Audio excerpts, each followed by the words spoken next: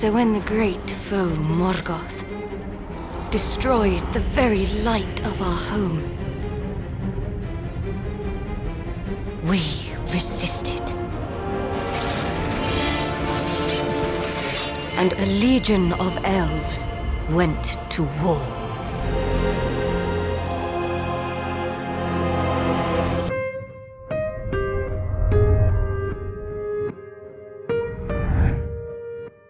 In the undying lands of Valinor, the elf Galadriel has just released her paper crane boat on the river, when one of her peers sinks it with a rock. Enraged, she lunges for the culprit, but her older brother Finrod stops her, and later gives her some words of wisdom. However, when the great foe Morgoth destroys the two trees of Valinor, the immortal elves have their peace interrupted, and are forced into a war. A legion of elves leave Valinor and journey to Middle-earth, but what they think is a quick war will last centuries, leaving Middle-earth in ruin and many elves dead. Morgoth's orcs spread chaos and sorrow to every corner of Middle-earth, under the command of his most devoted servant, Sauron, a cruel and cunning sorcerer. Finrod, who vows to destroy him, ends up getting killed by Sauron first, his flesh marked with a symbol. A mournful Galadriel inherits her brother's vow and swears to exact revenge.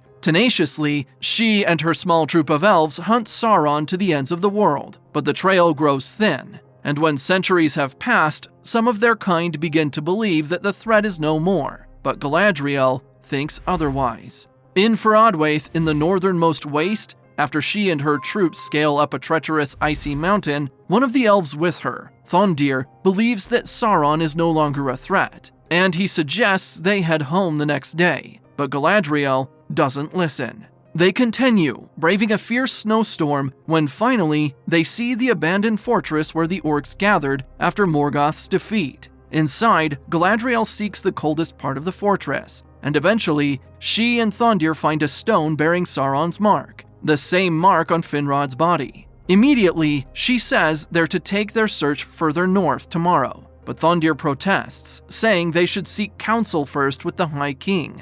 Nearby, an elf discovers a snow troll in the fortress, and though the others are quick to act, the troll proves troublesome, until Galadriel steps in and deftly defeats it. By this time, Galadriel's men refuse to cooperate with her any longer, laying down their arms to show their conviction. In Rhovanion, the wilder lands east to the River Anduin, two hunters are frustrated, as they have nothing to hunt, and one of them warns the other of the presence of harfoots in the area, believing them to be dangerous creatures. When they're a good distance away, a harfoot hobbit signals to the others that the coast is clear, and simultaneously, a multitude of them emerge from their hiding spots, resuming activities they were doing before the hunters passed by. Meanwhile, a young harfoot named Nori leads several younger kids to an abundant berry garden, but when she discovers a footprint of a wolf under one of the bushes, she calmly but quickly ushers all of them out. At the same time, in Lindon, the capital of the High Elves,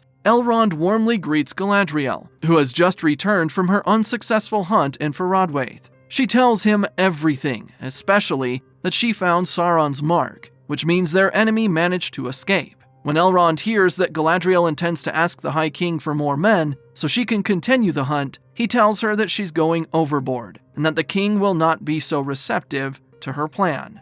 Back in Rhovanion, Nori, who has just returned, is told by her father, Largo, that a couple of hunters just passed by. Later, while talking with her mother, Marigold, Nori expresses her immense curiosity about the world beyond their home, but her mother cautions her from involving herself with worries that are not their own. Meanwhile, in Lindon, High King Gil-galad honors Galadriel and her company for their service in ensuring that their days of war are over, and he rewards them by granting passage across the sea back to Valinor. But Galadriel isn't pleased. Before the image of Finrod, she confides to Elrond that she wants to refuse the king's gift, and that she can feel from within her that the threat isn't over. Elrond advises her to heal in Valinor, saying if she refuses the opportunity, it may never come again, and he promises to deal with the threat in her stead if it ever comes. In the Southlands, in the village of Tir Harad, men are wary upon seeing a couple of elves pass by, and when one of them, Erendir, enters a pub, only the barkeeper, Waldreg, greets him. Waldreg is filling him in on what's been happening when a young man named Rowan interrupts, expressing his intense dislike of elves for lumping them with the men from 1,000 years ago that sided with Sauron. After avoiding a fight, Arondir meets the town healer Bronwyn by the well, where the two share a tender moment. However, they're interrupted by Waldreg, who becomes suspicious of their relationship. Arondir's companion Medor also notices his feelings toward Bronwyn and tells him it will only lead to trouble and tragedy. Upon returning to their outpost in Osterith, they receive news that the High King declared that the days of war are over and that all the outposts are to be disbanded, which means all of the elves will be leaving. Later, Arondir is approached by his commander, Revion, who states that the men and women of 𝐒𝐩𝐢𝐬𝐬𝐸 haven't changed and that the blood of their ancestors who stood by Morgoth still darkens their veins. Afterward, Bronwyn's son Theo is telling his mother how he hadn't slept much last night, as the mice were too noisy under the floorboards, when suddenly Arondir arrives. He had planned to bid Bronwyn farewell, but they are interrupted by a villager who shows them his ill cow. Upon seeing that, a foul black substance comes out of its udders. Arondir and Bronwyn are told that it had been grazing near Hordern, and the two of them rush there to investigate. Later, Theo leads Rowan to Waldreg's cellar and shows him what he had uncovered under the floorboards earlier, an old sword hilt whispering words in black speech and bearing the mark of Sauron. At the same time, while the honored elves sail on their way to Valinor, Elrond and Gil-galad talk about how Galadriel's return to the Undying Lands is for the best. The High King then tells Elrond that he wants him to work with Celebrimbor, a master smith, on his latest project. While Nori ominously hears from Sadoc, their trail finder, that the skies are strange, Arondir tells Bronwyn that the people of Hordern were known for having especially strong loyalty to Morgoth, which upsets the woman as she has friends and close kin in that village. He manages to placate her, but when they arrive in the village, they both discover that the whole of Hordern is in flames.